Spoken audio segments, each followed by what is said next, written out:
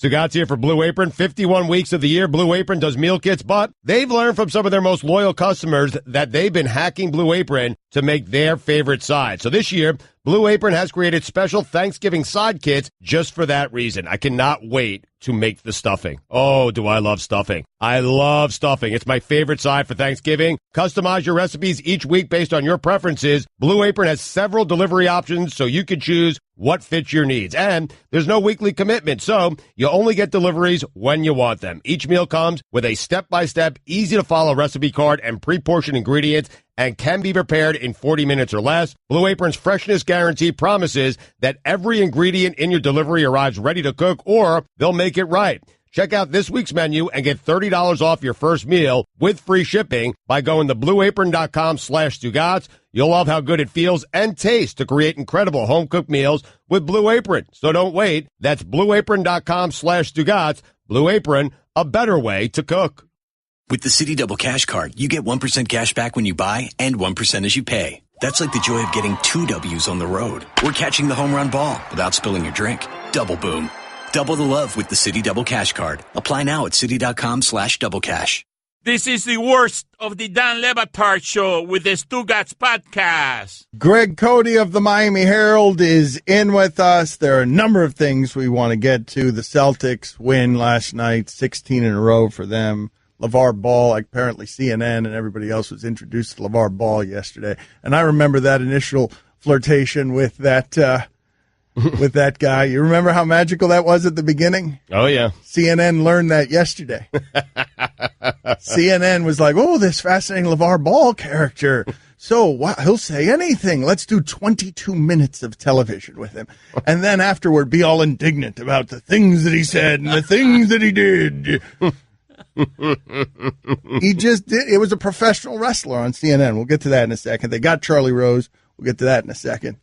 They got Charlie Rose. Charlie Rose. Charlie Rose got Charlie Rose. I know. I understand, but it's funnier the way I said it. I'm well aware of that. If you don't know, just check the internet. Charlie Rose was wandering around naked, and he shouldn't have been doing that, obviously. The Baker Mayfield thing, I want to get to that in a second, because the idea that it's kind of a punishment, but not really, it's interesting that Baker Mayfield, they're just trying to scrub the personality out of him. He's the closest thing in the sport right now to what Johnny Manziel was. Johnny Manziel was the closest thing in the sport to what those old University of Miami teams were, and they will at every turn try to scrub anything that resembles personality out of the players. Well, when the public disagrees with what the player actually did, because Baker Mayfield has been acting like this basically his entire career at Oklahoma. Maybe not to the extent to what he did, against Kansas in that game. But I hate how Oklahoma handled this, because he was emotional yesterday. It's his final home game. He can't start that game. He'll come in after a play, after the backup quarterback hands the ball off. He's not allowed to be the captain. He can't be the captain, and he was emotional about it. And I'm certain he's thinking to himself, "Hey, this is how I've been my entire career." Stugatz, that means the punishment hurts. And so while you can be cynical about it and say, "Oh, what are you doing?" You're sitting him for a couple of plays. Clearly, the punishment hurts. No. It is a punishment of degrees. Oklahoma is choosing to punish that way. Right. I disagree with Oklahoma. I understand. I believe that the punishment hurts. I believe that he is hurt by the fact that he cannot be captain and won't start in his final home game at Oklahoma. I disagree with how Oklahoma is handling this. I think it's too much. I think it's ridiculous. I mean, what did he do? The Kansas players did not shake his hand to start the game. He reacted in a way that was funny, but also reacted in a way that suggested, okay, I'm going to get you. And he did. He did what Baker Mayfield does, and now he's being suspended. They're taking away something that's very important to a kid who was given a lot to that university. Okay, but let's by his own hand. Literally. Okay? He's not an innocent here. Right. I'm not saying that he's an innocent. Okay. I'm saying the punishment does not fit the crime for me. For those who don't know what the crime is, Baker Mayfield grabbed his crotch in a suggestive fashion, some might call cocky.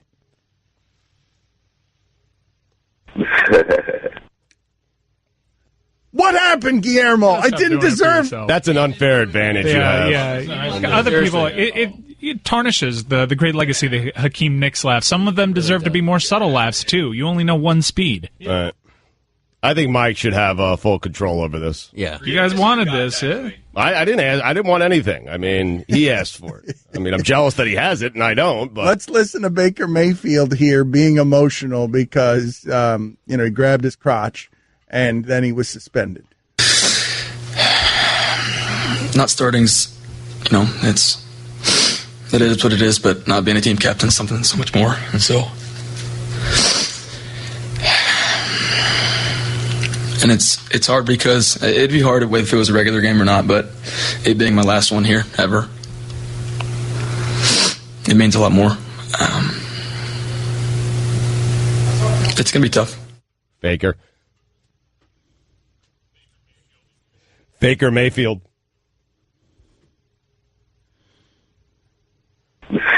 Yeah. Oh, now everybody likes it. Is that right? Is that right? Oh, when I give it to others, when I am a benevolent God with my Hakeem Nicks laugh, everyone likes it. Precisely. But when I give it to myself, no, that's unbecoming. This is, I have now reached, right now as we sit here, this is me at the height of boiling rage. How dare you college football people take the one guy in the sport who's a professional wrestler who's planting flags at midfield and grabbing his crotch and turning him into that blubbering child because you broke him. You jerks and jackasses, man. Like, how dare you scrub the personality so vigorously out of that sport that this kid on his senior day is sitting here getting crushed and blubbering because he grabbed his crotch. That was by accident. That was by accident. I didn't mean that for that to go off. That was just me pounding the table at the height of funny. Yeah, there was nothing funny. Gurgling rage. Yeah. Wow. Seriously. That's on his head coach, man. His head coach caved in. All of them. No, it's it's his head coach. It's the culture.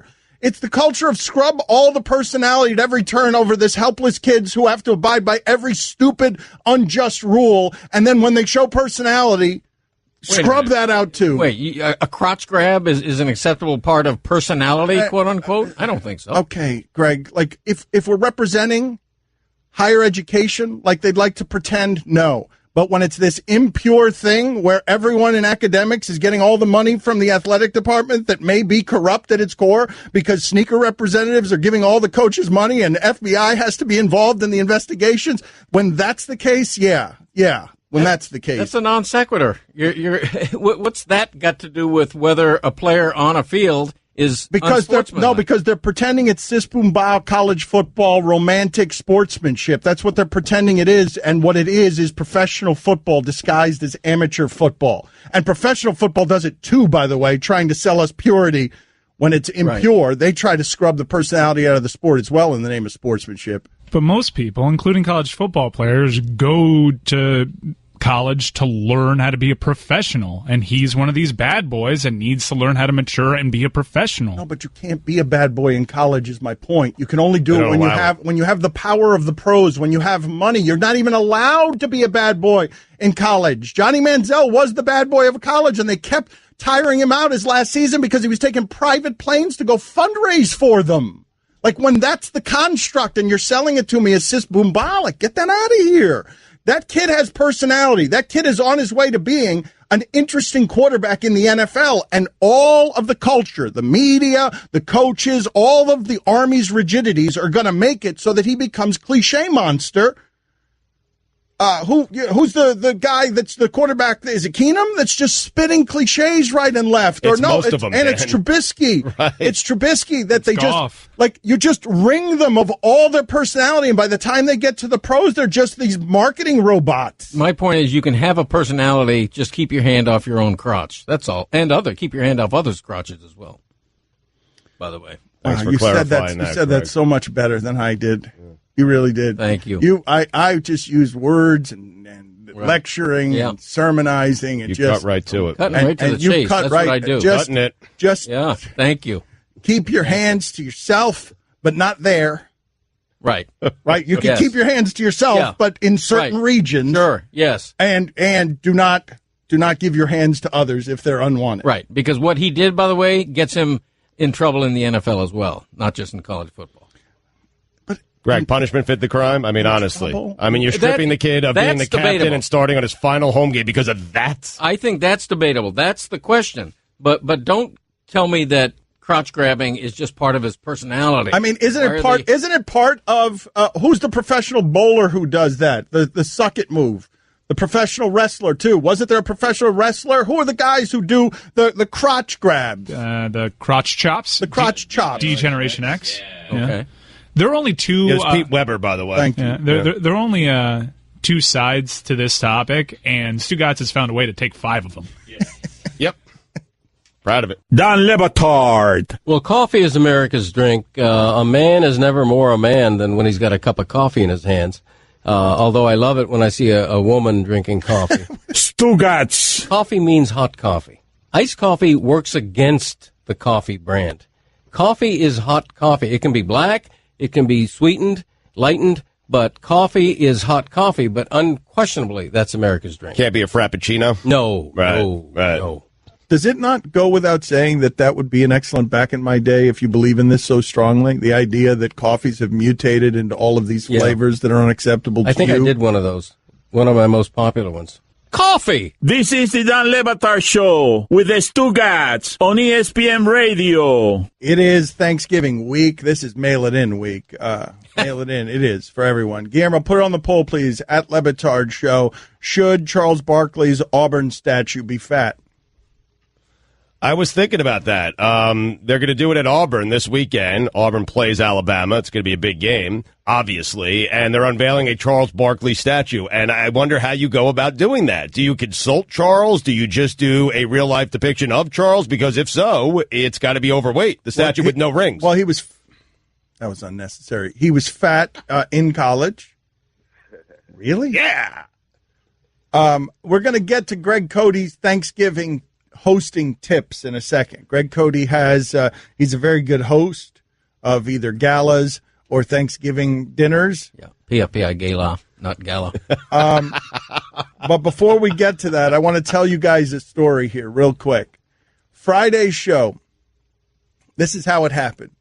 In the noon hour, I believe that we had the worst segment in this show's history at the very start of that hour. And I thought it was so bad that I asked Stugatz to go back and watch it with people, live watch it after the show with people on Periscope, on Twitter, and just critique it so he could hear how bad he was and how bad I was and where it is that it all went wrong. So You were bad. So listen to this. Thank you, Stugatz. Well, it's funny you should say that. So, oh no, I go to do highly questionable. Stugatz does whatever it is that he was doing in here for those 15 minutes where he was recapping the show and was supposed to be critiquing his performance, my performance. He walks out onto the highly questionable set right before we were starting, leaving for the weekend, points at me with a sausage finger and says, "They said I was great, Dan, and they said that you ruined everything and you were terrible. Have a good weekend." And he walked out the hall, and I didn't think of it again. That's the last I thought of it until this text rolled in. Oh, boy. Mm-hmm. Yeah, and now Stugatz knows where everything's going to fall apart. The text reads, "Can you guys all go over how on Friday, when Stugatz was recapping everything that went wrong in the worst segment, he was just ignoring the segment that he was supposed to be recapping entirely, reading Periscope comments, and breaking away to compliment himself on his own takes?" That happened. Those hearts are intoxicating, man. I can't focus. I can't focus on anything when those hearts just keep popping up. And it's, hey, we love you. I love you, too. And I love those hearts. Time now for Greg Cote's 5 Thanksgiving hosting tips here. He is an expert host. Look, his son is very excited in the background there. Chris Cote, very excited because his father's a very good host. So if you have people coming over, unwanted people, that uncle who's always saying racist things, if there are a lot of people there that you don't want, but you've got to be a good host anyway, Greg Cote has some tips. Yes. These are 5 tips. They're serious. Number 1, this is a traditional holiday personified in a Norman Rockwell painting, for crying out loud. Keep it traditional. Color outside the menu box on a Sunday in April, not on the 4th Thursday in November. Nobody wants to try your pomegranate-infused coffee-rubbed turkey. 2, If you were feeding a crowd, like me, augment your traditional oven-baked turkey with a deep-fried Cajun bird. Always the hit of the day at my house. Season a 12 to 14-pound bird heavily with Cajun spices. I use Tonica cherries. It should be a reddish brown when you submerge it gently into a deep pot of 350-degree oil and cook for 3 minutes per pound. It will not be greasy. It will be the plate everybody's going for. Number 3, take that bizarre tin can-shaped blob of jellied cranberry sauce and put it down the garbage disposal. Make fresh cranberry sauce. It's easy. Simmer real cranberries in a mix of water and sugar until they start to break up. Add orange juice and orange rind and cook down to the consistency you want. You have a sweet yet tart cranberry sauce that laughs at that tin can. 4. Hold on. Guillermo, put it on the poll. Is Greg Cote making you hungry? Put it on the poll, please. Number 4, menu cards. This is a nice touch, a classy accoutrement that I do for Thanksgiving and Christmas dinners. Take a little 5x7 index card, paste on your printed menu, and augment with a couple of little holiday photos. Place 2 on your table at opposite ends. Very classy touch. Is yodeling associated with Thanksgiving? Is this Thanksgiving music? I like it. This is a chef whistling in the kitchen. Yes. Okay. Chef Boyardee. That's what that actually is? Right, Because yodeling. Where'd that come from? It's not yodeling? No, not This is not yodeling. Yodeling. Very, yeah. He's very. That's a fine, I think. Yeah. Yeah, yodeling. I think Stugotz is right on this one. Right. I am not fined for that. That's $1 for Stugotz for finding me for something that's not a fine. I'm sorry to interrupt you. You got a name wrong. You got the name of this music wrong. Right, yeah, it's not yodeling. And finally, number 5, time it so you're not sitting down to your big meal as the best of the 3 football games is kicking off, and have plenty of booze. That's how to host a Thanksgiving Day dinner. Yeah. Yes. Greg Cote, marvelous hosting. The spirit of the week is upon us. Dan Batard. There's fascination in power rankings. In fact, I'm coming out with a power ranking for power rankings, which ESPN's NFL power ranking right now is debuting at number 3rd on my list. Right. So it's a good power ranking. Stugotz. Who's 2 and 1 on that list? Well, This is where his story falls apart. No, because it's a non-ESPN entity, so we don't want to air it on this How'd he play? airtime. This is the Dan Batard Show with the Stugotz on ESPN Radio. ESPN Radio is presented by Progressive Insurance. The Dan Le Batard Show is brought to you by Pennzoil Synthetics, taking synthetic motor oil performance to a whole new level. Make the switch to Pennzoil Synthetics today. Guest on the Dan Le Batard Show appear via the Shell Pennzoil Performance line. Here's your SportsCenter update. Monday Night Football, Falcons beat the Seahawks 34-31. Great game, entertaining. Blair Walsh had a chance to tie the game in regulation for the Seahawks, but came up short on the field goal. Kyrie Irving scored a season-high 47 points to help the Celtics extend their 16-game winning streak by defeating the Mavericks 110-102 in overtime. And finally, late last week, Sony announced its acquisition of the new Quentin Tarantino film. Now, as the script begins to circulate around the studio, Vanity Fair has posted a preliminary plot synopsis. Set in Los Angeles in the summer of 1969, Tarantino's upcoming movie focuses on a male TV actor who's had one hit series and is looking for a way to get into the film business. His sidekick, who's also his stunt double, is looking for the same thing. The horrific murder of Sharon Tate and 4 of her friends by Charles Manson's cult of followers serves as a backdrop to the main story. Tarantino is said to be courting Margot Robbie to play the role of Tate. Leonardo DiCaprio and Brad Pitt are also circled for roles, as is Tom Cruise. Sony hopes to begin production on the film by the middle of next year, working off a budget of around $100 million. That's his last one? Is that supposed to be the last one for Tarantino? I'm not sure. We don't believe that. He has a set number. I got to see if this is that last one. Right. For all the latest headlines and information, tune in to SportsCenter on ESPN Radio all throughout the day. That one's going to be interesting as the flames climb in Hollywood. Some people have been wrestling with the moral conundrum of if you're a fan of Louis C.K.'s work. Can you be a fan of Louis C.K.'s work and not of Louis C.K.'s behavior and separating art from the artist? Tarantino only has 2 films left in his plan of 10 films. Okay. I think if anybody survives all this, it's going to be Louis C.K. just because of the kind of act he did and The nature of what he did, Yeah. right? Comedian. I'm not saying he will survive it, but I think he's apt to. I want to ask you guys a couple of questions. I want to go around the room here in a second and ask the shipping container filled with frightened refugees. Thanksgiving dinner at an ESPN household, where would you want to have it? I heard that conversation taking place in my periphery during the break. And what I heard was an agreement was none of us would want to eat with Tony Kornheiser. Oh, no. Thanksgiving at the Kornheiser house? Get out of here. He'd be kicking you out at 5 o'clock. He'd just be miserable from the second you get there. Yeah. Allison described it as her dream Thanksgiving is at Kornheiser's house. Yeah, I'm with Allison. Why? I love Tony. Allison, can I tell people what Super Dave Osborne said?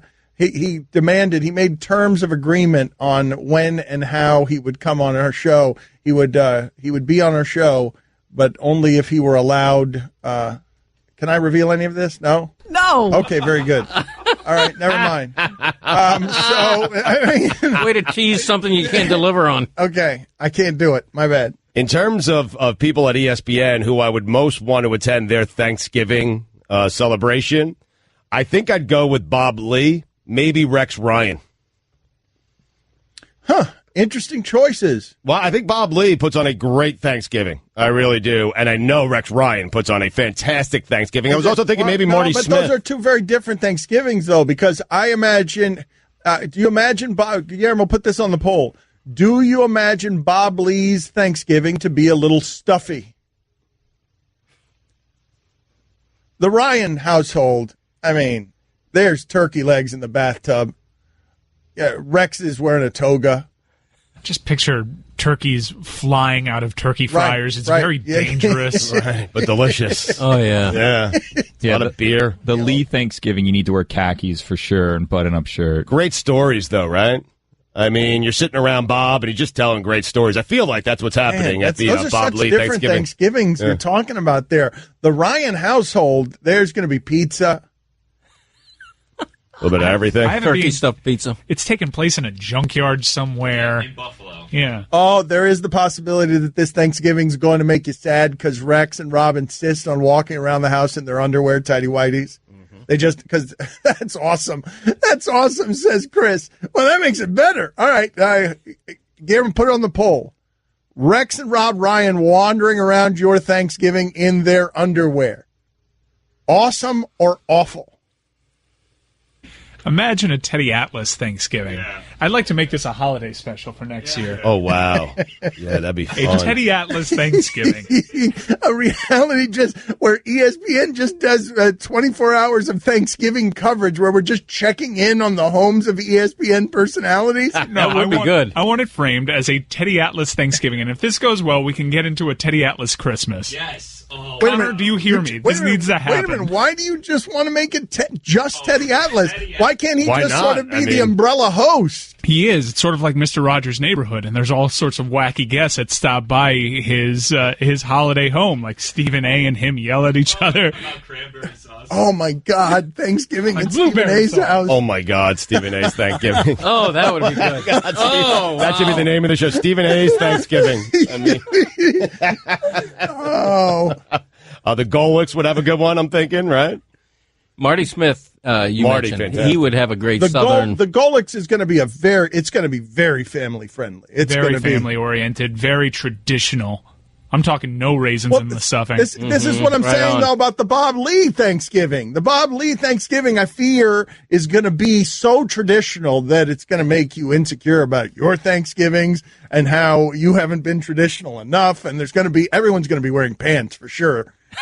But I'd like a different experience. I'd like a traditional Thanksgiving in Miami. Yes. I don't get your vintage Thanksgiving. And Bob Lee's, I'm talking sweaters over dress shirts. Oh, people. yes. See, no, Yeah. but I don't want that from my Thanksgiving. No, Bob Lee's Thanksgiving has the children doing a play about the history of Thanksgiving, and then you get sad and you're like, oh my Right, God, and this wasn't great. football's not even on. It's outside of the course not. lines Yeah. on all the televisions, Right. like Sirius reports. And a soccer game is on as Oh my well. God, we're treating migrant workers poorly that are building a stadium somewhere. Tim and Shap. On every television. A Jeremy Shep You're not even going to be allowed to watch football. All right, you're right. You know what? I stand corrected. I don't want to go there. And the Ryans are going to have football on every television. They're going to have old games. They're going to have, Buddy fighting Mike Ditka on the sidelines on a loop on one of the televisions. A lot of people are saying a Dickie V Thanksgiving. Really? Yes. Huh. I still want this Teddy Atlas Christmas and Thanksgiving special developed. Santa Claus. Yeah. He closes him, dresses Santa. Take the present, kid. What's a Teddy Bruschi Thanksgiving like? Stiff? There's no salt or pepper on the table. Oh, no. Oh, no gluten. No, everything's grass-fed. No laughs. Everything is nobody's allowed to laugh. Smiles are forbidden. We will sit around the table and talk about what we're thankful for in silence, actually. You just meditate on what you're thankful for. Which would be the worst of the Thanksgivings? Are we in agreement? Have we come to consensus that it's Kornheiser? I'm not down for the Teddy Bruschi Thanksgiving. How about a Gronk Thanksgiving? This is a food fight. Be fantastic. What are you doing? That's not. We were doing ESPN. Game. We weren't doing all the sports. Didn't you realize the thread? Oh, yeah, I forgot that Bruschi was on ESPN. All right, excellent work. Great work as Pay always. that man his money. John Madden, he's still on ESPN. Did you contribute anything to that segment other than the non sequitur at the end? No. Okay. Don't forget, you can hear more of my sons Dan and Stu weekdays starting at 10 Eastern on ESPN Radio and ESPNU. Hi, everyone. Stugatz here. Support for the Dan Le Batard Show podcast comes from our friends at Rocket Mortgage by Quicken Loans. Chances are you are confident when it comes to your work, your hobbies, and your life. Rocket Mortgage gives you the same level of confidence when it comes to buying a home or refinancing your existing home loan. Rocket Mortgage is simple, allowing you to fully understand all the details and be confident you are getting the right mortgage for you. To get started, go to rocketmortgage.com/Stugatz. That's rocketmortgage.com/Stugatz, STUGOTZ. Equal housing lender, licensed in all 50 states. NMLS consumeraccess.org number 3030. Dan Le Batard. My hair is unfashionably age-inappropriate long, perhaps the longest it has been since college, and may continue as such. I'm not sure why. Last vestiges of the extreme outer limits of midlife crisis. Stugatz. Feudal shield held wobbly against the encroachment of mortality. Maybe the last stage before the onset of Mr. Rogers-style sweaters and the silent, surrendering acknowledgement of official old age. All truth. If this is how you always wrote, you would be like one of America's greatest authors. This is the Dan Le Batard Show with the Stugatz on ESPN Radio. ESPN Radio is presented by Progressive Insurance, comparing rates to help you save. Now that's Progressive. Call or click today and find out how much Progressive could save you. Guest on the Dan Le Batard Show appear via the Shell Pennzoil Performance Line. Here's your SportsCenter update. Oklahoma quarterback Baker Mayfield will not start Saturday against West Virginia and will not be a captain for the game. Coach Lincoln Riley said Monday Mayfield will play in the game, however. I'm guessing that's going to be a single handoff by the backup quarterback, and then Mayfield's back in. The NFL has suspended Pittsburgh Steelers starting right tackle Marcus Gilbert 4 games for violating the league policy against performance-enhancing substances. And finally, Uber is working to reduce the effect of car sickness, especially felt in self-driving cars. According to a new patent published earlier this year, the patent introduces Uber's sensory stimulation system, something we could see implemented in autonomous vehicles in the future. The system aims to work by synchronizing what you see and feel. Often, the feeling of nausea happens when your eyes see something different to what your brain perceives. What Uber wants is to create a system to trick your body into movement that resembles what your eyes see. Uber is considering introducing a light bar visible within the cabin, which can emit lights at different colors and brightness settings to mimic a direction change. That is amazing. That is amazing. It really is. What is? Baker Mayfield, this whole thing, I can't believe what Lincoln Riley has done here. Because Baker Mayfield, you've been okay with Baker Mayfield being Baker Mayfield his entire career. And what has Baker Mayfield done for you in your first year? He's gotten you to the Final Four. You're going to be one of the Final Four teams left if you beat TCU. And how do you repay Baker Mayfield for being Baker Mayfield? In his final home game, with all the money he's made for that university, this is how you repay him. You can't start the game, and you're no longer our captain in your final home game. Why? Because you grabbed your crotch at Kansas. It's a terrible job. For all the latest headlines and information, tune in to the Sports Center on ESPN Radio all throughout the day.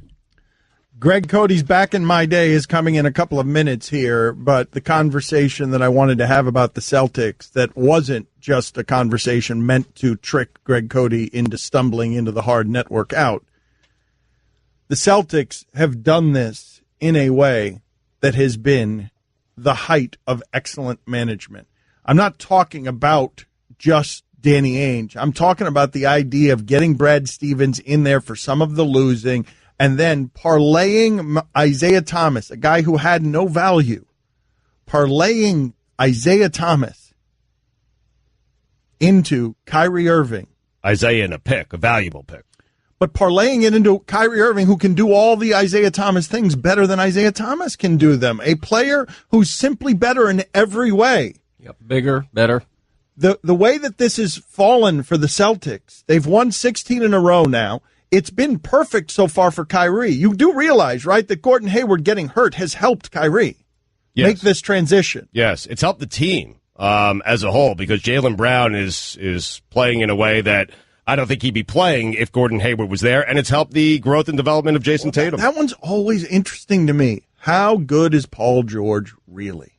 Right. You know what I mean? How when the Pacers are going to largely be the same without Paul George, and then all of a sudden he gets there and is a second option or a third option or whatever he is in Oklahoma City, and then you start doing the measurements on how good is Isaiah Thomas really? Right. How good is Paul George really? Or is he just getting all of the opportunities and therefore that's making that person a star when that person's not really a star? Right. It's interesting. It really is. Oklahoma City was better last year, at least through 16 games, without Paul George and Carmelo Anthony, and the Pacers have basically been the same. By the way, when's the pressure? Like, when does the media attention start coming down on Oklahoma City? Mm-hmm. Because it came down on the Heat pretty quickly when they put their big three together, and it would have come down on Golden State. No, but it's always, you have three superstars but there. It's hardest for the first team. And yes, it's bargain bin discount superstar stuff, right? Like it's not, I understand it's a super team, but it's the super team brought at Walmart, not Gucci. That's fair. It's not LeBron, Wade, it's discount. It's Paul George in his prime. Dan, it's the reigning MVP and Paul George in his prime, and Carmelo past his prime, obviously. It's a faux super team. Yeah. Yes or no? Like it's the discount bin super team. It's the medium three instead of the big three. Let's do Greg Cote's Back in My Day. And now it is time to take a trip down memory lane. Here's your guy, Greg Cote, with Back in My Day. Holiday etiquette. With the holidays come a lot of rules, most of them disobeyed, it seems. You've heard me touch on a few. For example, no fake pumpkins on Halloween, please, and artificial Christmas trees are even worse, and neighbors who decorate prematurely should awaken to their cars having been egged. Now, Thanksgiving usually gets off easy in terms of rules, but not in my house. There's one rule at my house, and it involves my menu. My message? This ain't no potluck church social. It's my meal. Please do not contribute your own food. Do not walk into my abode bearing a filled Tupperware container as if you were Gaspar, Balthasar, or Melchior offering the gift of gold, frankincense, or myrrh. Well, at least that's what I'm thinking of saying when well-meaning people say, "What can I bring?" I mean, you don't bring your own instruments when you attend a concert. Why would you bring food to dinner at my house?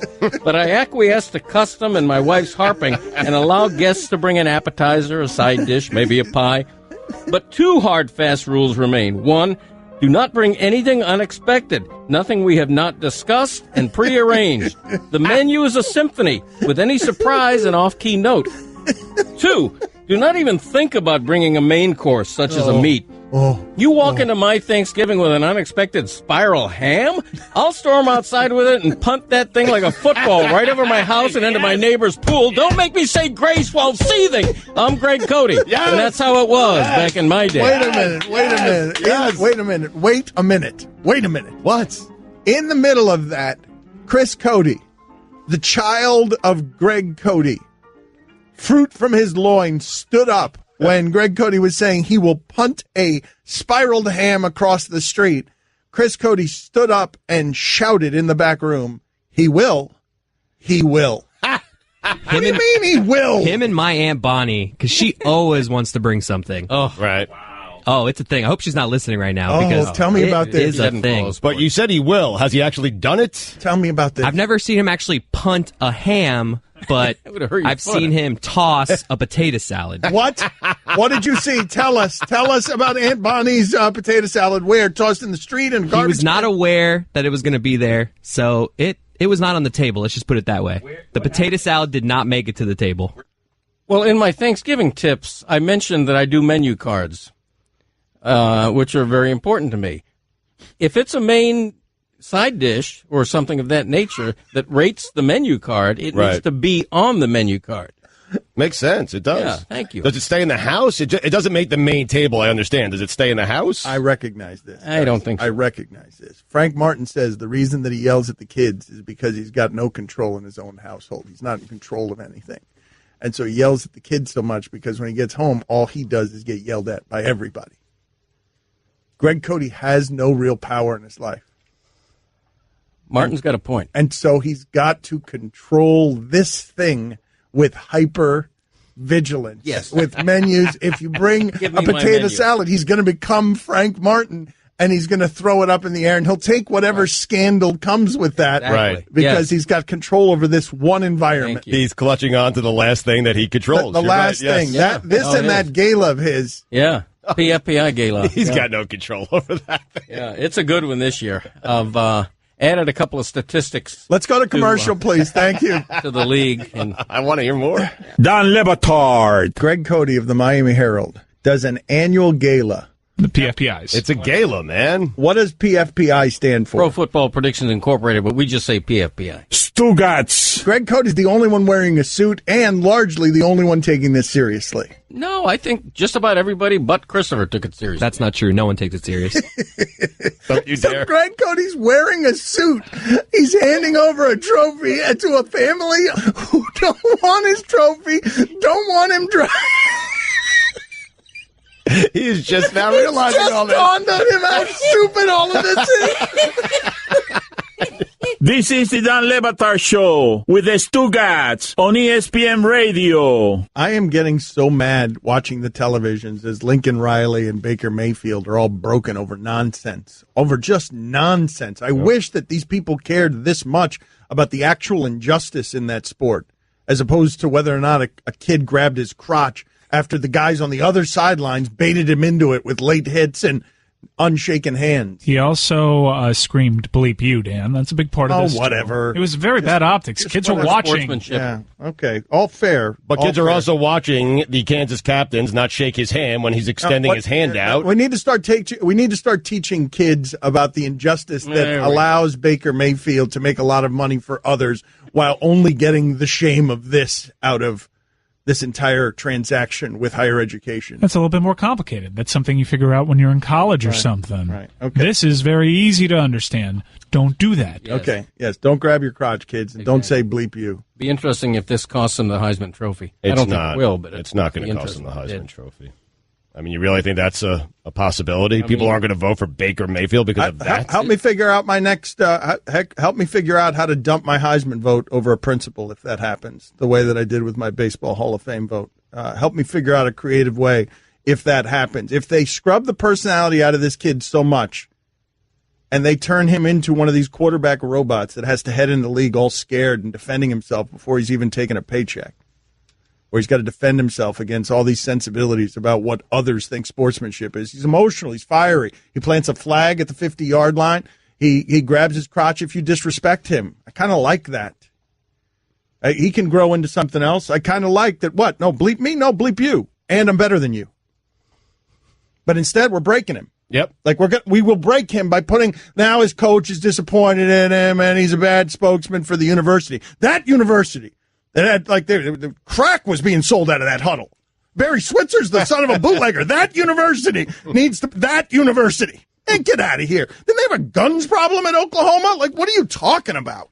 He's also been arrested during his career. There's some. He's a college bad boy. We'll make a movie about it called The Program.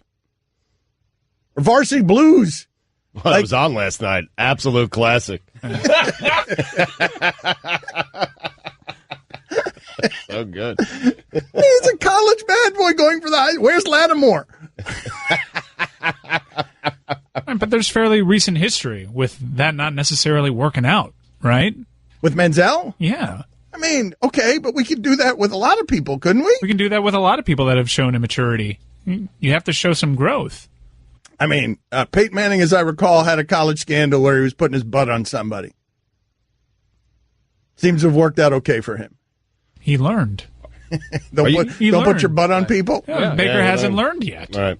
Especially at that position. You have to show a little maturity. No, I like my quarterback showing some of that, too. Do you? I'm waiting for the college bad boy. I'm waiting. Like, I want these guys, somebody to stick his face in that buzzsaw. Manziel was doing it, but unfortunately he was doing it as kind of like a spoiled rich kid drunk instead of an addict, maybe, as opposed to just doing it as a personality construct where, hey, bleep all of you. I'm coming to get the riches. Are you uncomfortable with the Manziel comparisons? Baker Mayfield and Manziel? I mean, it's obvious why, right? You got a reckless playing style, reckless personality. I guess what I'm uncomfortable with is the assumption that Baker Mayfield may turn into what Johnny Manziel turned into. We don't know that. Okay, but Jameis Winston also had immaturity and other issues also going on for him in college, and the jury's still out on him. Mm-hmm. Very much. But what are we arguing? Because that you have to be mature at that position, because I mean Cam Newton's not, and he won an MVP, and he got to a Super Bowl and he got ravaged for reasons that didn't have much to do with him. But Cam Newton, and most he did in terms of on-field immaturity and off he did a Superman pose. But he's still immature. No, there's a difference between what he's doing, and I know he had the recent controversy, but that's different than what Baker Mayfield's doing. I'm usually with you. So can you not be Gronk at that position? At quarterback? I don't know. Was Brett Favre mature? No. At 40, he wasn't mature. Mm-hmm. I just draw a distinction between allowing a guy to show personality, but not condoning that personality would include grabbing your crotch and throwing Why can't the personality be bad boy? Why does it have to be a personality that's acceptable to you and your sensibilities? Like, why can't the personality be bad boy? I think at that position you have to exude leadership. It sort of depends on how great you are, though, doesn't it? Because Joe Namath was a bad boy. But he didn't grab his crotch. He wore a fur coat. No, Greg. It absolutely depends on how great you are. I mean, what Brett Favre did when he played for the Jets at the age of, I think, 38 or 39, that's not mature. Elway and Marino were doing a lot of partying in their free time. Mm-hmm. Like they were not. And in fact, the public image of that position is something that I find interesting because those guys go hard. Like they live hard. Mm-hmm. Yeah, I'd prefer my quarterback to have the responsibility of a Drew Brees or Tom Brady, speaking or sleeping in hyperbaric chambers. But are you guys saying that a quarterback has to be that in order to be successful? Because no, I'm not. I'm not saying that at all. But it feels like that's what's being said here, that you can't succeed as Baker Mayfield in the league, that you need more maturity in order to succeed. I just don't feel bad that they punished him for what he did. He obviously thought it was too much. I mean, he was weeping, explaining how serious he took it that he wasn't allowed to be the captain. But you know what? Don't do what you did. Whether it has something to do with it or not, there's a lot that goes into playing quarterback. The immature, successful quarterback is an outlier. It just is. And you'd like to see a college kid learn from mistakes. Now, this isn't as bad as getting arrested. No one's saying that. But it's also showing immaturity. I'm just wondering when Greg Cote sits here and says, don't do that, why it is that it's incumbent upon him to continue eating it. It's not just that you extend your hand for a handshake and Kansas refuses it. It's that they're hitting you late during the game in ways that are leaving you wobbly, and he has to just keep eating that? Like, he's got to keep eating the injustice at every turn. He's not allowed to react at some point with what would be genuine human emotion from anybody playing an emotional sport. I expect a quarterback to rise above it. I expect him to maybe express frustration in a post-game interview, I don't expect him to do what he did. There can be degrees, though. He can show in your face without grabbing his crotch and saying, bleep you. Correct. I mean, I just feel like at the core of a lot of athletes, they're so proud that if you disrespect them this way, that somewhere within them, that's going to gurgle up. If you're an adult, you're probably better at pushing it down because you've suffered consequences from that. When you're a kid in college, it's when you should learn it without us crucifying you in a way that breaks you of your personality and has you weeping in a press conference. Well, I think we forget they're kids, right? That's part of the problem because they're sitting there because everyone's making so much money off of them. No, but that's part of the scam. The part of the scam that's interesting is it's professional football when it's convenient and it's amateur football when it's convenient. But it's professional football being played by kids. Don Le Batard. Come in here and tickle. Hurry up and tickle him till the end of the segment. My Dr. McGillicuddy said this could be bad for my heart. Could be bad for my heart. Stugats. Having a heart attack. Tickle him more. Tickle him more. Right to the end of the segment. Heart attack in it. This is the Don Le Batard Show with the Stugats on ESPN Radio. ESPN Radio is presented by Progressive Insurance. Ron McGill going to join us in a half hour on the Shell Pennzoil Performance Line, noon Eastern for Ron McGill. Here's your SportsCenter update. Oklahoma quarterback Baker Mayfield will not start Saturday against West Virginia and will not be a captain for the game. Coach Lincoln Riley said Monday. Mayfield will, however, play in the game at some point. The NFL has suspended Pittsburgh Steelers starting right tackle Marcus Gilbert 4 games for violating the league policy against performance-enhancing substances. And finally, 6-check tourist. Strap it on here, Dan. I'm going to take you for a ride. Strap yourself in is what I meant. Not strap it on. Strap what on? I meant strap yourself in here, Dan. Strap it on. Listen, it was a poor choice of words, poor phrasing, but I meant strap in because there are several big words coming up in this last story. Don't strap anything on. Finally, 6-check tourists who dressed up as Borat have been arrested in Kazakhstan for wearing nothing but mankinis. The group posed for photos dressed in the traveling swimsuits in the capital city of Astana last week. Local media reported on Tuesday the tourists were arrested and fined the equivalent of $67 each for their incident appearances. The costume was made notorious by Borat, a fictional Kazakh TV presenter played by comedian Sacha Baron Cohen. Strap it on. For all the latest headlines and information, tune in to SportsCenter on ESPN Radio all throughout the day. I got that all right. Every single word I was concerned about, I got right. There was no need to strap anything on or strap it in. I don't know what happened there. I'm sorry. All right, so Stugats got mad at the schedule during the break. We'll get to that in a second. He was arguing with the NFL schedule. It was an amazing thing to watch. I was. I'm going to get to that in a second.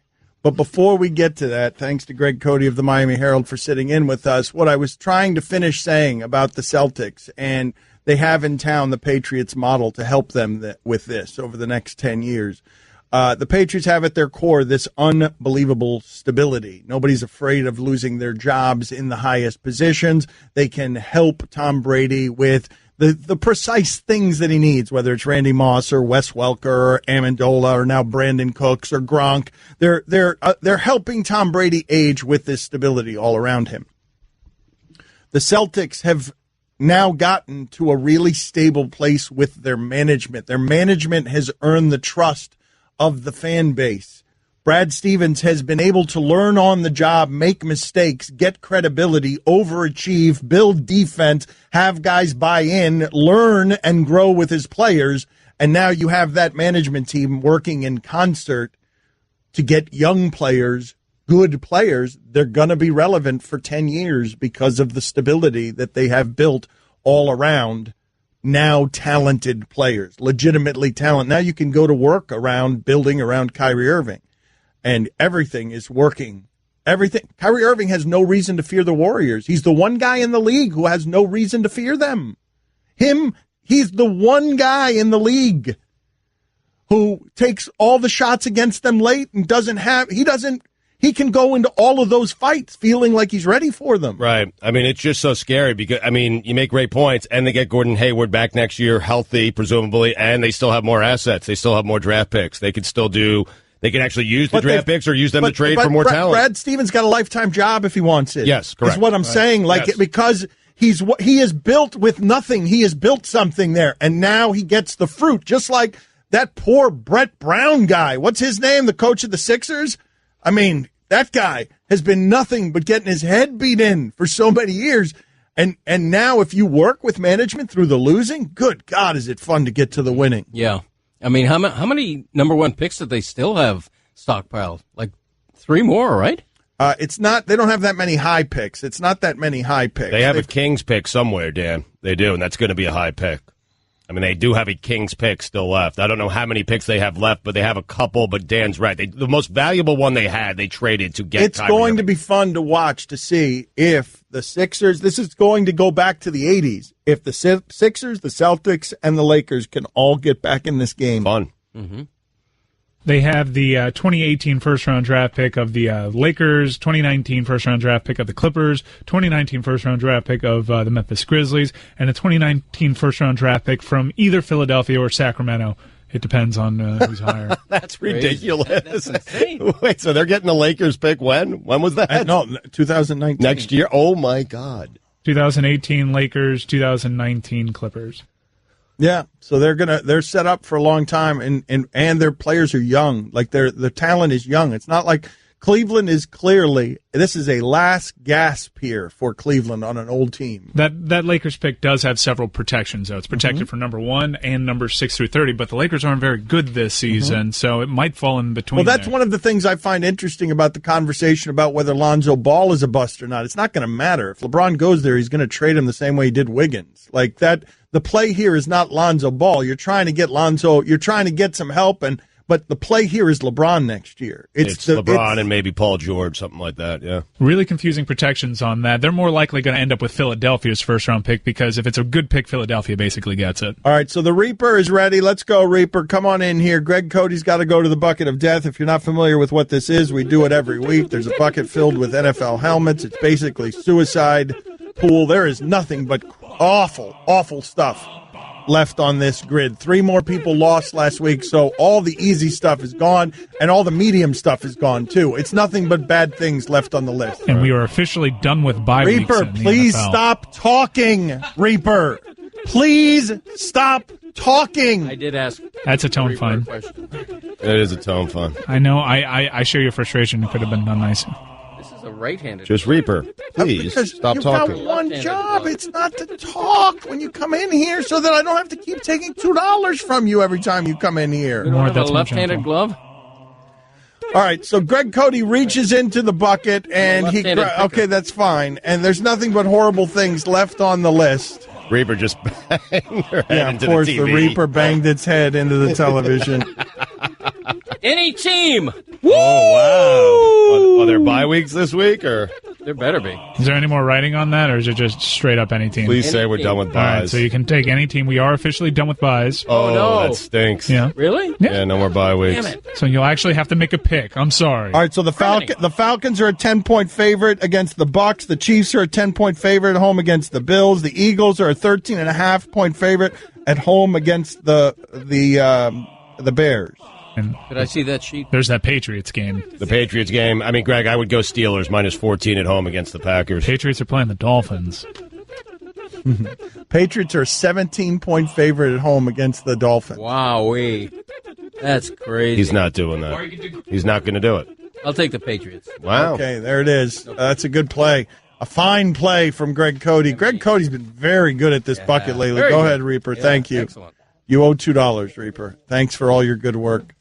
Okay, quit muttering under your mask. Talking. I mean, the whole time. And the whole time. Every time you come here, I hear the muttering, the neurotic mutterings of a Grim Reaper. Well, he wouldn't, the Reaper, he or she, apparition inside that costume, wouldn't touch the glove. Yeah, the Reaper's germ phobic. Yeah, the Reaper's a coward. The Reaper doesn't like that those gloves haven't been washed in 3 years.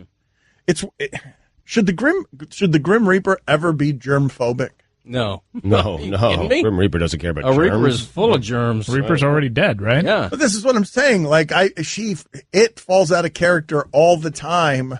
The Grim Reaper that's supposed to bring death accidentally punched me a few weeks ago and leaned over to help me.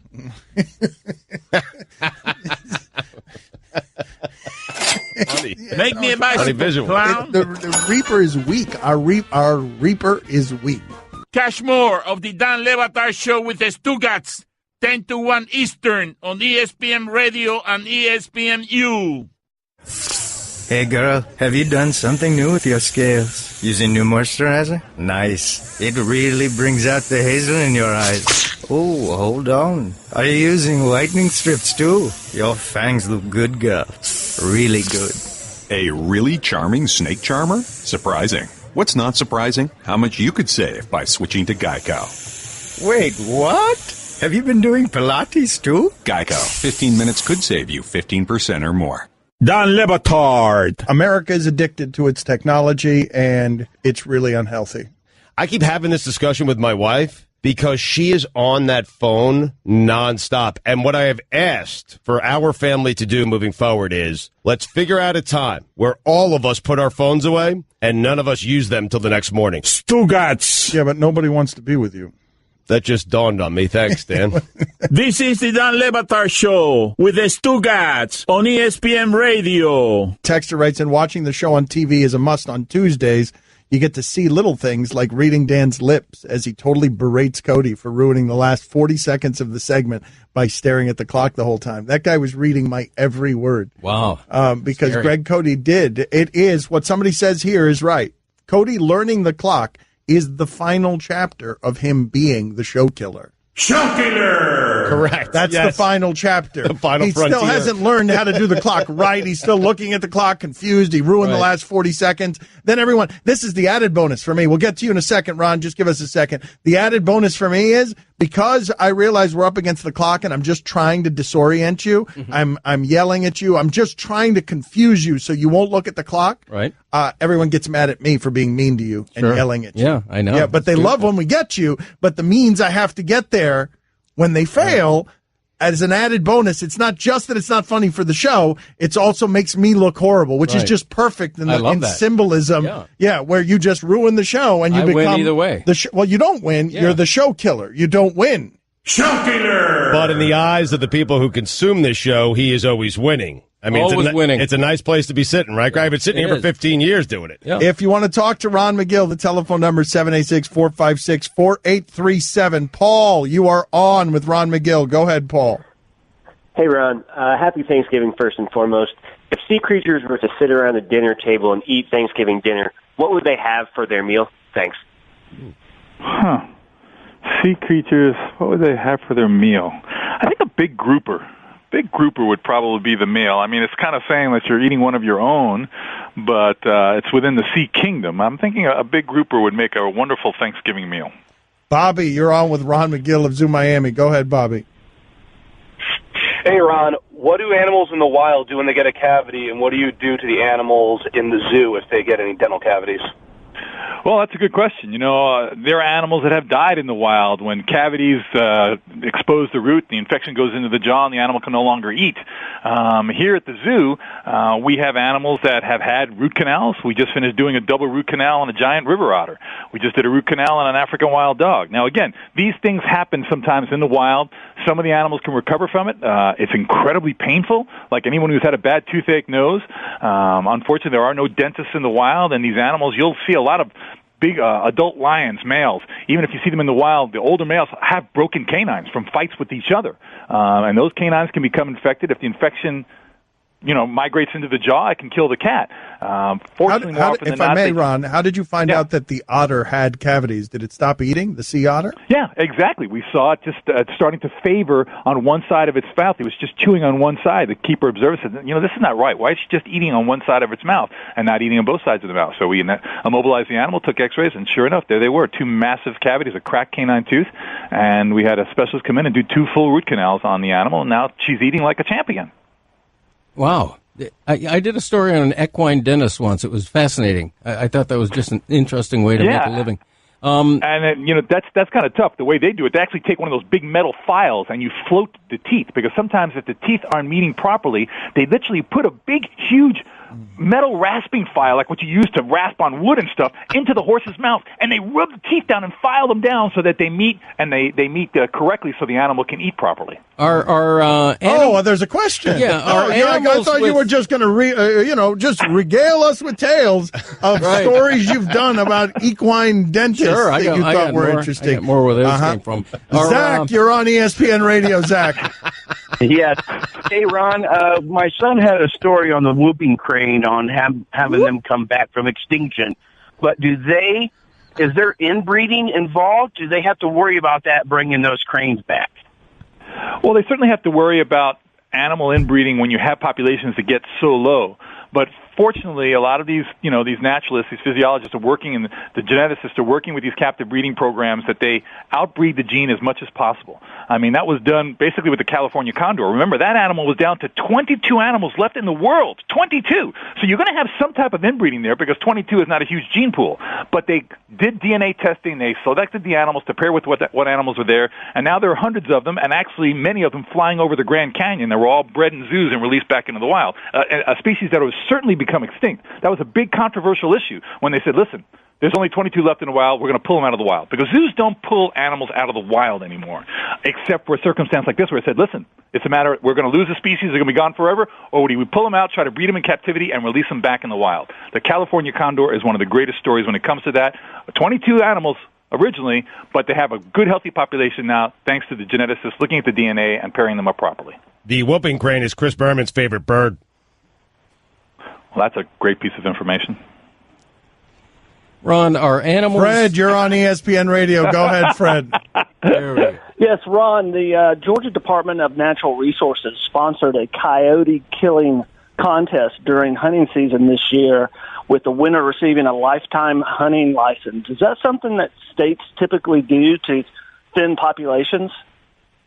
I've not heard of that type of contest. We had a contest down here, of course, at the python catching contest, where they gave prizes, monetary prizes, thousands of dollars for catching the biggest python. When animal populations get out of control, they pose a threat to the balance of whatever populations they're trying to manage in that area. I guess these wildlife authorities try to come up with, God, no better word I can search of, gimmicks that are going to promote the effort and hopefully make it a more successful hunt. Nick, you're on with Ron McGill of Zoo Miami. Go ahead, Nick. Hey there, Ron. Happy Thanksgiving. Thank you. Yesterday, a 6-foot-long crocodile was found on Hollywood Beach, Florida, and after kind of a long O.J. Simpson-style white Bronco media look-in from the local news, it was captured. I was just wondering, how does a 6-foot-long crocodile get onto the beach, and are they even common down here? Well, I'm not going to say that they're common. They're much more common than they were 20 years ago. The crocodile is still an endangered species, a protected species. And South Florida is the only place in the world where you can find crocodiles and alligators in the same general vicinity. Now, crocodiles differ from alligators in the sense they tend to be more brackish water animals and therefore can be found in salt water. I'm sure he kind of made his way through a canal or through an estuary and kind of got out into the tide there in the current and ended up on the beach. So it's not... I'm not going to say it's unheard of. It's not common, but it's not unheard of for crocodiles being in the salt water. As a matter of fact, in Australia, their big crocodile is a saltwater crocodile. It's found totally in salt water. He probably got a little lost going through the canal areas. A 6-foot crocodile is not an old crocodile. It's probably 5-6 years old at most. Those crocodiles can get to be 12, 13 feet. I saw the whole news thing, and, they caught it, and they relocated it, and made great video, but, again, people are starting to say, oh, my God, we got crocodiles on the beach, and now we're all going to die. It's not like that at all, okay? These animals are actually very shy animals. If you do not go after the animal, trust me, it's not going to go after you. Now, having said that, if there's a crocodile in the water on the beach, you don't go swimming. You don't go in there with your beagle or the little Shih Tzu walking along the coastline, because they might look at it as a food source. So keep that in mind. But also understand these animals are not going to come after you. It's not going to be like this Jaws movie thing, except now it's a crocodile taking people down left and right. Let's go ahead and do play-by-play on this animal video that we've sent you. Okay. What do you have? What do you have there? Here we go. I got. It looks like a bunch of turkeys here. Hold on. Let's hit the play button. Oh yeah, it's a bunch of turkeys, male turkeys, and they're. I get it. Turkeys, ball. And that's a Cote Peck. You know what? The ball. You see how the ball is painted? It's painted with like red and blue on it. These are all male turkeys. And I get it. This is supposed to be like turkey soccer. See how it kicks the ball? This is not turkey soccer. What it is that these males see the red and the blue on the ball, and they think it's another male, so they're challenging it. They go, and that's how they kick it. They're spurring it like a fighting rooster. They spur it and they peck it. So you got to, if you want to do the soccer thing, okay, here he does. This is the header, like and now he goes, and there's a big kick. He's kicking it. Oh, geez, he's got it. They're killing it now. They lift it up and they're kicking it. They're pecking it. They're taking out this male. Let's give a good foot there. The good spur. Boom! Yeah. It's turkey soccer. All right. It's turkey soccer. Excellent. Happy Thanksgiving, Ron. We are, as always, grateful for you, sir. Thank you. Same here, guys. Have a great one. Bye-bye. Dan Batard. Do you mind cleaning that up and tearing up papers and stuff when we're not on the air? Stugats. I did it without really thinking. It was far from the mic. Didn't think it'd pick it up. As a kid, I used to make the sound of ripping paper. I used to delight my friends with that. Mm-hmm. So you can go like that. This is the Dan Le Batard Show with the Stugats on ESPN Radio. If you missed any of the show, you can listen to all 3 hours of the Dan Le Batard Show on demand in the ESPN app, plus our Miami Only hour that airs before the show. And now you can subscribe to our Best of podcast. It's all available in the Listen tab of the ESPN app. The Dan Le Batard Show is brought to you by Upside.com, giving all business travelers the gift of a better travel experience this holiday season. Check them out today at Upside.com. Hip-hop shows almost never reach the energy level that they have in the production. These guys come pretty close to reaching the energy level. Yeah, hip-hop shows tend to be pretty stinky. Kendrick Lamar does, too. It's funny. It works I guess for me, it works the opposite way with bands. Like, my favorite bands are the Grateful Dead and Pearl Jam. And the studio stuff that they do pales in comparison. Who are your favorite bands again? Say that again. Grateful Dead, Pearl Jam. White guys. White. Yeah, I deserve that. But the live concerts have so much energy, and the studio albums just don't. I mean, the Dead were never a big studio band, but their concerts have so much energy attached to them. Greg Cote, speaking of music, speaking of song, Greg Cote, one of the first signature things in his life when it came to public fame and acclaim was as the singing sports writer. On Sunday mornings, I did a Sunday morning show from my home with my dog Nemo. I would do it Sunday mornings, every Sunday morning. Greg Cote was a weekly guest, and he was the singing sports writer. He would tackle topics of the day through song. It was delightfully weird. It was the birthplace of him as a radio regular. And the singing sports writer has been in retirement for how many years? Oh, gosh. I can't even remember the last jingle I did. Been years. It's been years. So you are coming out of retirement right now for a one-time only performance. It could be. Is this going to be great, or is it going to be sad? Are we going to be made sad because you've retired past your prime, or are you ready to get it going and you're going to bring the house down? It could be sad. It could be the other. It could be awful. It could be delightful. Well, what motivated you to do this? Well, I'm glad you mentioned that because it needs a little bit of a setup. Stugats, several weeks ago, you may remember this, you were doing a news read, and one of the things you mentioned, which interested me, was that Jingle Bells originated as a Thanksgiving song, and it only later became a Christmas song. So what I've done is I have reimagined Jingle Bells as a Thanksgiving song with what I imagine would have been the original Thanksgiving lyrics. Whether or not this is the final one depends on the reaction he gets from the audience, right? Because if they love it, he's coming back next week. But the chief, you know how survival, in most human beings, survival is the strongest motivating force. For Cote, it's laziness. So his need for attention. In fact, put this on the poll because his son and I were discussing this during one of the breaks. Guillermo, what would Cote prefer at the end of the night? 12 bottles of beer or 12 bottles of attention? We were having that conversation. Like, if he could only choose one. Right. I would say one bottle of attention over 12 beers. I don't know. Bottles of attention. Yes, bottles of just attention. It'd be so, you'd be drink every sip, you'd be like, wow, this tastes good. As opposed to the 12 beers that it takes all 12 of them to get going in your system. One shot of attention Anyway, let's go ahead and do this. Does it need any other setup? Here is the return after many years of retirement of the singing sports writer. Do you need any help from us? Not really. I'm a little hamstrung because normally I sing while standing. So it's going to be a little weird. Let's go ahead and do it. No, let's do it. I didn't know. No, I'll hold the microphone for you. And you know what? Just go like this, Greg. Yeah, Look, I'll stand there right now. Do I need the headphones on? Or? Carry the microphone and the headphones. This is interesting that you need to stand while doing this. Well, it's part of it is, I like to sway a little bit and get in rhythm. Whatever you need, man. Whatever you need. What's your motivation? Whatever you need. Are you ready? Yeah. Everybody, let's do this. Dashing through the snow like Dolphins coach Chris Forster at his desk. O'er the fields we go, everything in jest. Bells on bobtail ring, making spirits bright. Undercooked bird, my biggest fear, more salmonella this year. Oh, turkey bells, turkey all the way. Oh, what fun to overeat and fall into a tryptophan haze. Oh, turkey bells, turkey tastes like a dream. Old granddad is drunk again, he's hitting old Jim Beam. A few years or more ago, Thanksgiving wasn't so hard. Football was about the game, the score and total yards. Now the game's about to start, the over-under's 43.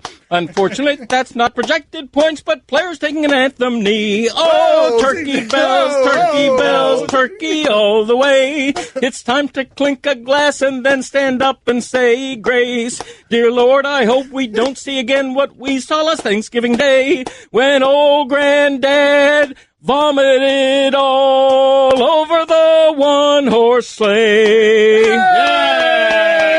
Yay! Not worth the wait. Don Batard. That guy's an idiot. He's not smart at life. He's not smart at books. He's not smart at people. He's not smart at interesting radio. He's not smart. But that person has listened to the show every day for the last 6 years. Should stop now. Stugats. I wonder, though, if it's on us. Not on us. We're great. Awesome! Best hour ever. Yes! It's been our best hour in 6 years. Double middle fingers to you, idiot moron Jocko! Woo! That hour just won a Marconi. What do you think of that?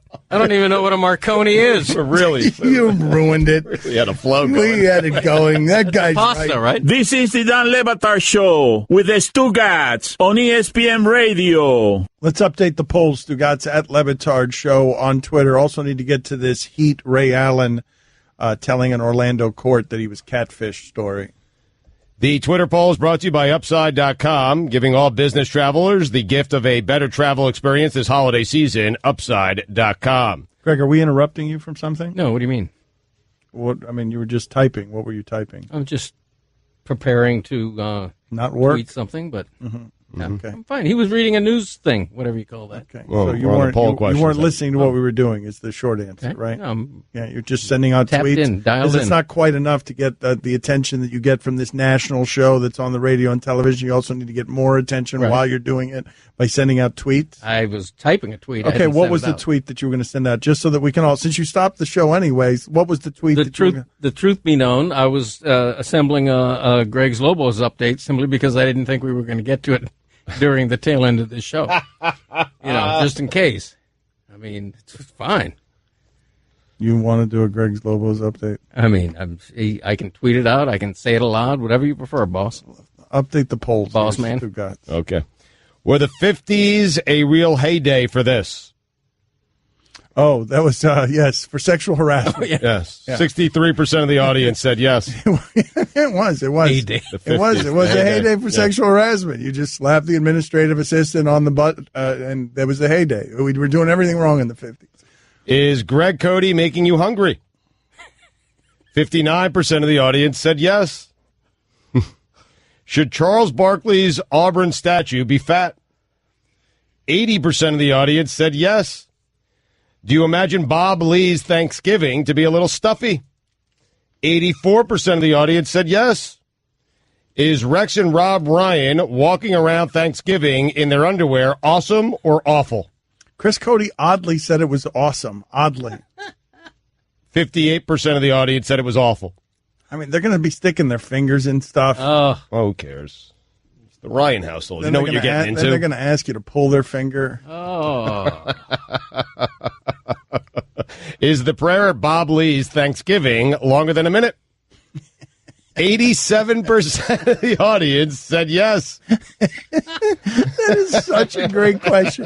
Who at ESPN do you think has the longest Thanksgiving prayer? It is a great question. Who at ESPN? Oh, Rinaldi. There's a score behind it. Should the Bills, Dolphins, and Jets be relegated? There is a choir. Mike no is doubt. so right about this. Yes. Rinaldi starts to do the prayer, and a choir of angels absolutely starts singing. Should the Bills, Dolphins, and Jets be relegated? 82% of the audience said yes. Would a team of the Bills, Dolphins, and Jets combined win the division over the Patriots? 70% of the audience said no. What would Greg Cote prefer at the end of the night? 12 bottles of beer or 12 bottles of attention? It's a tough question. No, it's not. 67% of the audience said 12 bottles of attention. He loves attention, man. He loves attention. You're You do. surprised by You're that. sitting here. We're doing the show. You can't be bothered to do a radio show you're being paid for because you're busy sending out tweets on Lobos updates. We'll get to in a second. Headline here from the Associated Press. Heat great Ray Allen tells court he was catfished. Orlando, Florida. Dateline. We like Ray. We've had Ray on the show a lot. Miami Heat. These are always embarrassing. Miami Heat legend Ray Allen believes he is a victim of catfishing and has asked an Orlando court to throw out a case where he's accused of stalking someone he met online. Allen says Bryant Coleman pretended to be a number of attractive women interested in him. In documents filed Tuesday, Allen acknowledges he communicated with who he thought were those women, and that he eventually entered into an agreement with Coleman to not disclose details of those conversations. Allen says that agreement was violated. It was not clear if Coleman has an attorney, and a working phone number for him could not be found. Coleman told the court in a filing Monday that Allen is stalking him. In Allen's request for an injunction, he says the reverse is true. That's an unpleasant story right there. So bizarre. You're just making a face to? That's you who are almost fundamentally incapable of shame. What happened? What are you making a face? Who are you grossed out by more there? What's happening? Nothing. No, I was making kind of a similar reaction to Greg. The story, I hadn't heard about the story until today. What was the story? Were you listening? Were you not listening? Were you? It was Ray Allen in a catfish story. Yeah. What do you mean? Yeah. You just pieced those two words together. That's all I heard. Go ahead. Shocking. Fire off the ridiculous Lobo nonsense. It is time now for a weekly update on our favorite team, Rex Lobos. It's so annoying. Here is their head coach and president of football operations, He had a big week, though. He had a Greg big Cote. week. The only time he ever wants to do it is after he is absolutely he's won one of these. Who did you beat this week? Greg's Lobos defeat Allison 110-93, improved to 7-4, tied for third in the 14-team league. Third place. You're celebrating third place. Leading scorers. Third place. Leading scorers: Breeze, Landry, Eisner, and McGillicuddy. This was the Dan Le Batard Show on ESPN Radio. You can listen to the Dan Le Batard Show with the Stugats 10 to 1 Eastern on ESPN Radio, and you can watch on ESPNU.